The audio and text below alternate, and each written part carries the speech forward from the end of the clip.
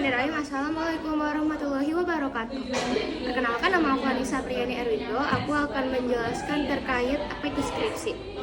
Jadi skripsi adalah sebuah karya tulis ilmiah yang mencakup suatu penelitian tertentu, pembahasan ada suatu topik atau analisis mendalam terhadap suatu masalah.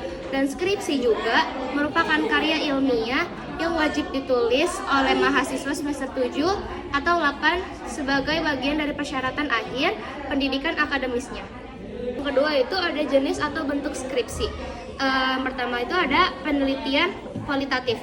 Penelitian kualitatif adalah jenis penelitian ilmu sosial yang dapat dilakukan melalui pengumpulan data, pengolahan atau menganalisis data numerik serta berupaya untuk memberikan penafsiran terkait makna dari data tersebut dan membantu memahami kehidupan sosial melalui studi tentang populasi atau lokasi yang menjadi topik penelitian.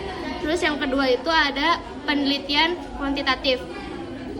Penelitian kuantitatif adalah penelitian yang berfokus pada pengukuran dan analisis data.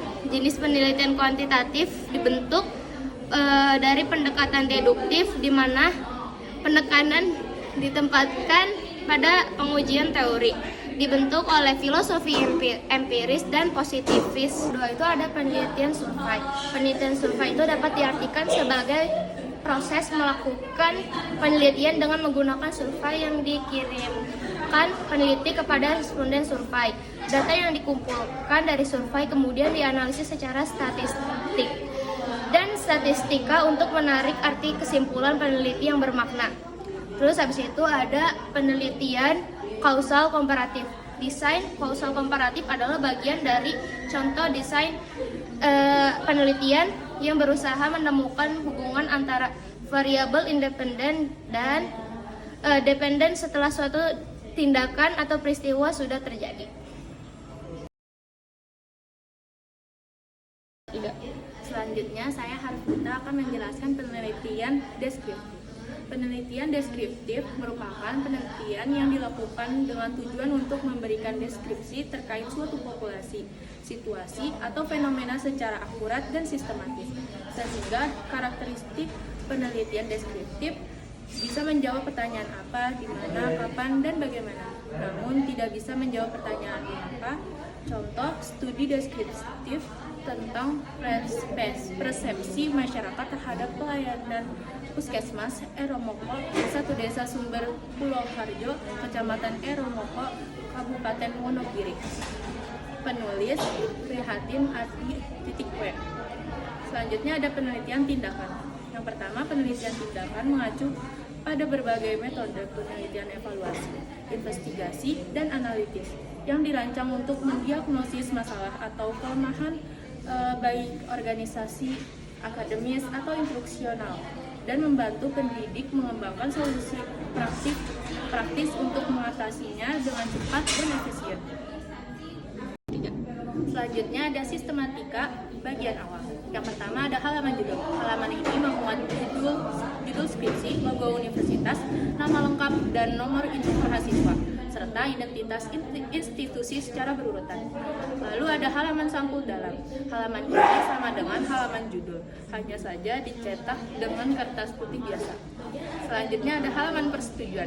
Halaman ini disebut juga surat pengantar dari dosen pembimbing kepada dekan yang menyatakan bahwa skripsi tersebut sudah memenuhi persyaratan untuk diuji dalam sidang. Selanjutnya ada halaman pengesahan tim penguji. Halaman ini berisi tanggal pelaksanaan ujian, nama peneliti, serta tanda tangan ketua program studi dan dewan penguji. Lalu ada halaman pernyataan keaslian skripsi. Halaman ini berisi pernyataan bahwa peneliti yang bersangkutan benar-benar melakukan penelitiannya sendiri. Selanjutnya ada kata pengantar.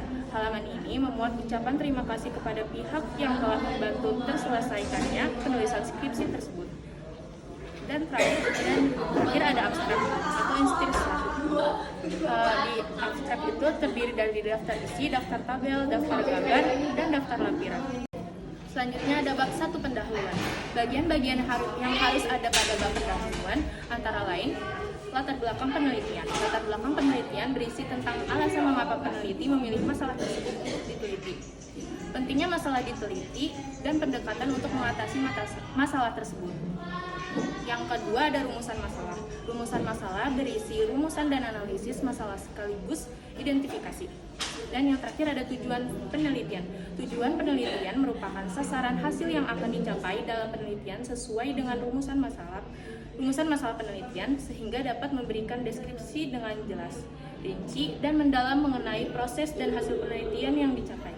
Selanjutnya saya Aisyah Sarah Putri Ahmad akan melanjutkan apa yang sudah dibahas oleh Anissa Putri Aryani dan juga Harvita, yaitu manfaat penelitian dan definisi operasional. Untuk manfaat penelitian terdiri dari manfaat praktis, manfaat teoritis, dan manfaat bagi peneliti.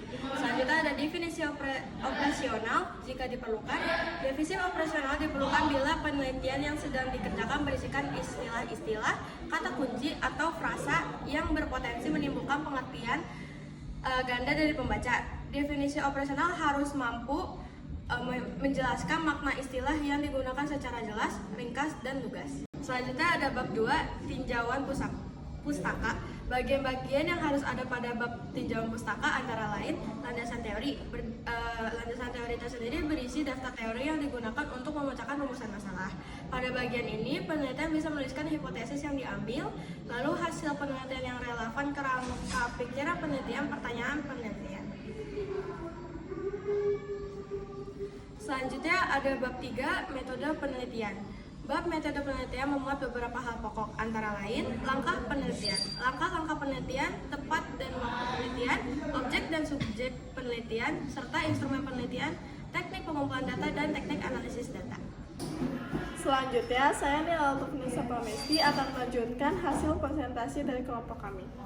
Selanjutnya ada bab 4, hasil penelitian dan pembahasan. Bagian-bagian yang harus ada pada bab hasil penelitian dan pembahasan antara lain adalah hasil penelitian. Hasil penelitian berisi laporan analisis data yang berhasil didapatkan dari penelitian.